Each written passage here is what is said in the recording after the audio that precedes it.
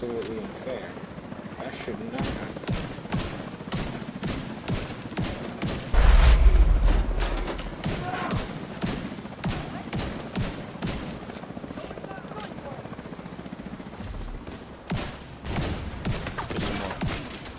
Get some more crit, baby. You're out of my range, B. I can't heal you. Alright. No problem, my friend.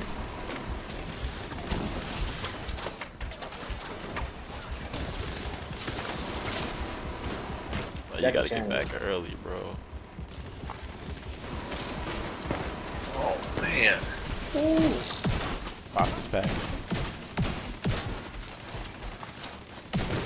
Dead. Oh, come on.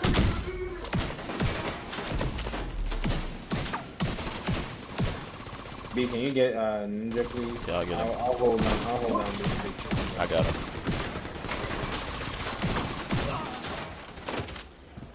I with a few snipers. I'll push up on me. Yeah, 2 snipers.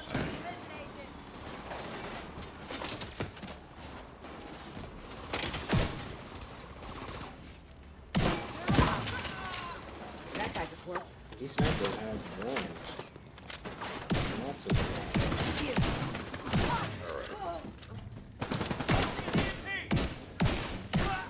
Okay, let's get my spot. Alright.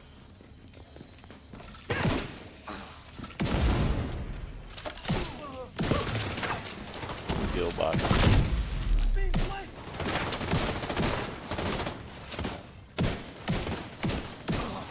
One healer down.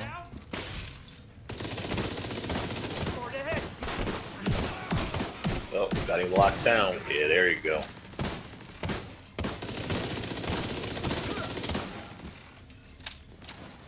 Uh-oh. It's coming. Fall back.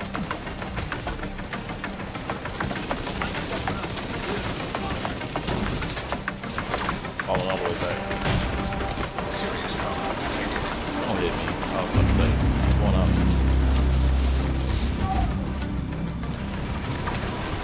Oh, you already outside.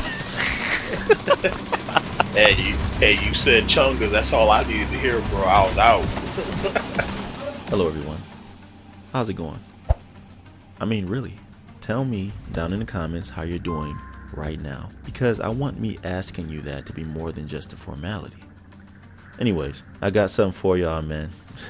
It stems from first Ninja, the Pestilence Slayer, to Shinobi, the Lady Death Pariah, to the amazing Jeet Kune Do, a style developed by the late great Bruce Lee, which consists of physical techniques and applied philosophies, and requires the individual to train him or herself to their most cultivated state of beingness, so that when faced with a combat situation or a challenging personal situation, the tools needed are available in the moment and can be executed without thinking. As he always used to say, be like water. The seamless movement and paralyzing damage you can inflict on enemies is unparalleled. I'm done talking. Let's get into this.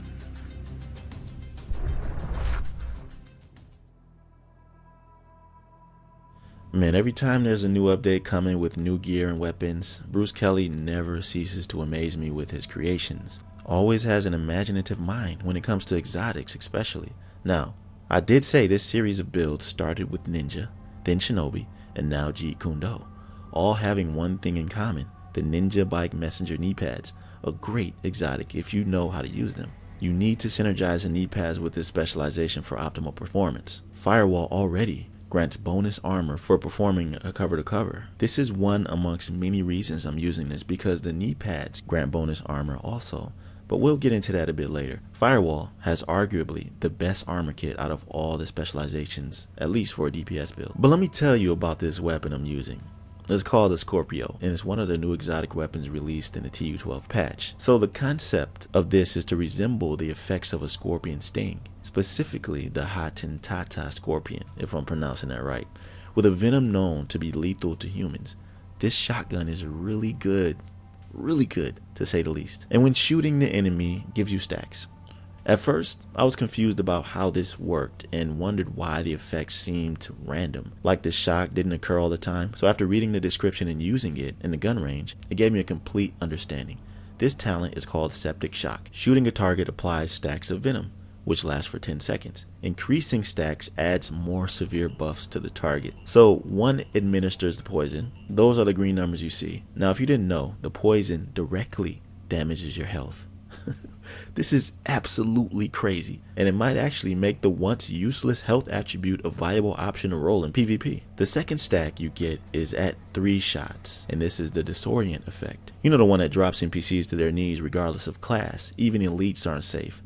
Now the third stack occurs at 6 shots. This one shocks the enemy and also drops the NPCs to their knees. Then comes the 7th stack right after. Here's where the enemy takes an additional 20% damage from all sources, and it's usually when you see that enemy really get melted. There are no more stacks after this, and it starts over once you're done. One thing to note though is that status effects does not increase the duration of the disorient or shock. It's always 10 seconds. Now I have a special tip for you with the Scorpio that'll give you an advantage when using it, so hear me out. The stacks are based on how many times you shoot. So let's say you shot one enemy 3 times, putting them in a down state with disorient. Well, if you then decide to start shooting a different target, your 3rd shot on that enemy will shock them. You see, it doesn't matter who you're shooting, but rather the stack your Scorpion is currently on. So you can strategically fire your weapon based on the situation you're in. When it comes to the secondary, you want to use the Grudge. Such a great option you have by your side. I've already got good crit chance and damage. The Grudge increases that even more for you and your team by 18% if you kill them while they have a status effect applied. You have 2 opportunities to pull this off, either after you disorient or shock them. Depends on the situation. Oh yeah, and by the way, did you know that the Grudge, aka the Banshee, is the same variant SMG as the Lady Death? Look at the similarities between them. It's awesome because I've always wanted the Lady Death to have more rounds in the magazine. It just feels good is all I'm saying. Okay, I know what you're all thinking. Why aren't you wearing the Vile Mask? You automatically get toxic delivery from applying a status effect with Scorpio, right? Well, trust me y'all, I have a build coming soon utilizing the Vile Mask, so stay tuned for that. But this build is not for the Vile Mask. You see, toxic delivery's damage scales based on the amount of status effects and explosive damage you have. Well, this build has neither. It's focused on amplifying my burst damage with crit while utilizing all of the perks Scorpio gives me. With the 2-piece Saw Glove, I'm able to increase my damage with the Grudge and gain 15% crit damage. The chest piece is 𝐶𝐶𝐞 for its 1-piece bonus, 10% crit chance. I was gonna use a Badger Tough chest piece for the shotgun damage, but couldn't give up that crit. The talent is Obliterate, and it was buffed recently from 15 to 25%. It's great in conjunction with Scorpio's talent because they are both stacking talents. These types of combinations always go well together. For the backpack, you want this Eclipse protocol. Symptom Aggravator is hands down the best in slot 4 playstyles such as this. The enemy you're shooting will never be without a status effect applied, which means that you'll have 30% amplified damage along with every shot fired.